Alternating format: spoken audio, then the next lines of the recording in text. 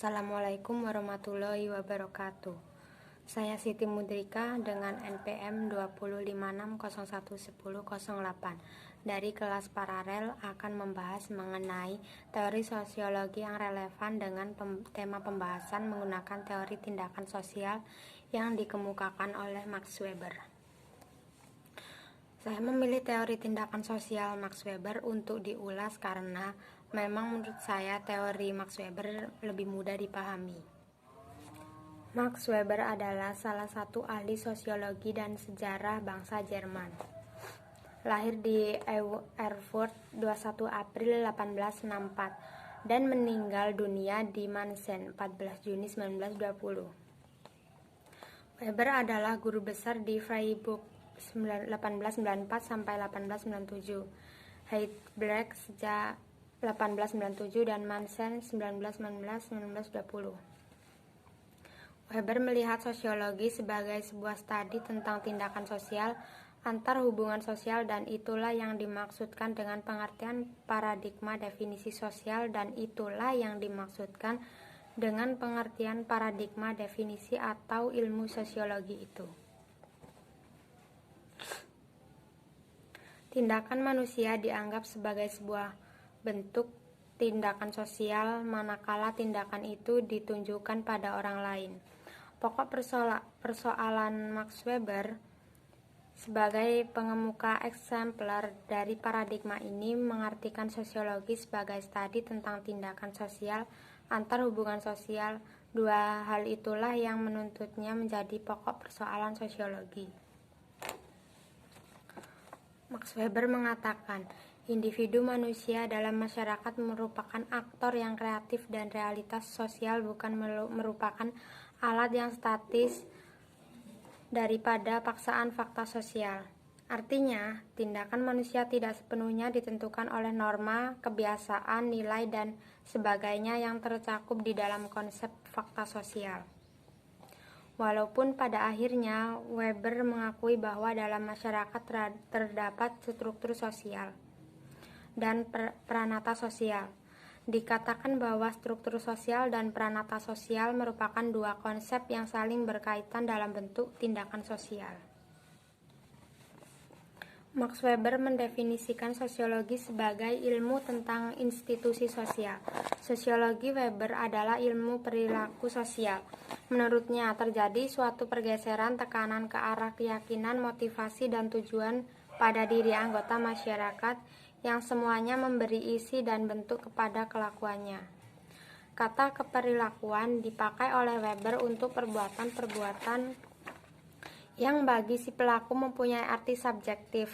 Pelaku hendak mencapai suatu tujuan atau ia didorong oleh motivasi. Kelakuan menjadi sosial menurut Weber terjadi hanya kalau dan sejauh mana arti maksud subjektif dari tingkah laku membuat individu memikirkan dan menunjukkan suatu keseragaman yang kurang lebih tetap.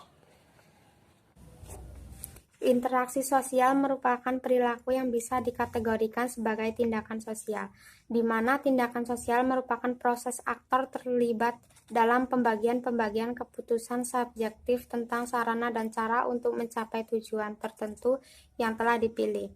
Tindakan tersebut mengenai semua jenis perilaku manusia yang ditunjukkan kepada perilaku orang lain yang telah lewat, yang sekarang, dan yang diharapkan di waktu yang akan datang. Tindakan sosial, social action, adalah tindakan yang memiliki makna subjektif, subjective meaning, bagi dan dari aktor pelakunya.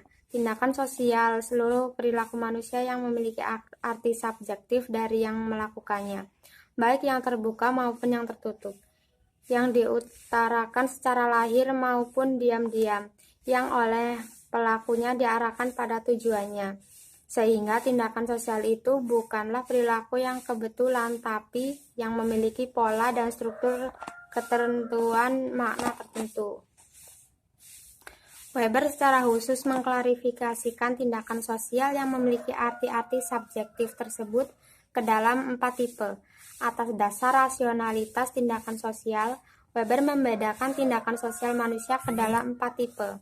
Semakin rasional tindakan sosial itu, semakin mudah dipahami. Yang pertama, Tindakan rasionalitas instrumental. Tindakan ini merupakan suatu tindakan sosial yang dilakukan seseorang didasarkan atas pertimbangan dan pilihan sadar yang berhubungan dengan tujuan tindakan itu dan ketersediaan alat yang dipergunakan untuk mencapainya. Yang kedua, tindakan rasional nilai. Sedangkan tindakan rasional nilai memiliki sifat bahwa alat-alat yang ada hanya merupakan pertimbangan dan perhitungan yang sadar, sementara tujuan-tujuannya sudah ada di dalam hubungannya dengan nilai-nilai individu yang bersifat absolut. Yang ketiga, tindakan afektif. Tipe tindakan ini lebih didominasi perasaan dan emosi tanpa refleksi intelektual atau perencanaan sadar. Tindakan afektif sifatnya spontan, tidak rasional, dan merupakan ekspresi emosional dari individu. Yang keempat, yaitu tindakan tradisional.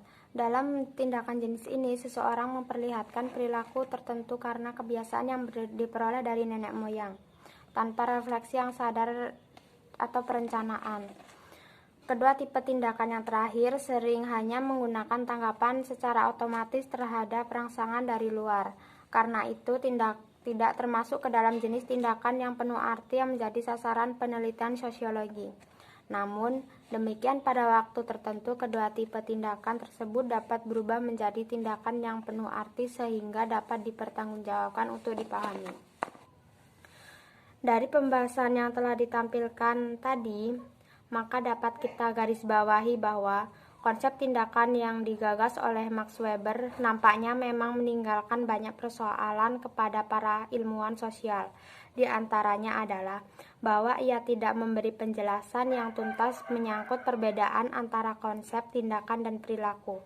Kedua hal ini nampaknya dianggap sama, sebagaimana terbukti dari dipergunakannya konsep ini dalam berbagai kesempatan dari konteks.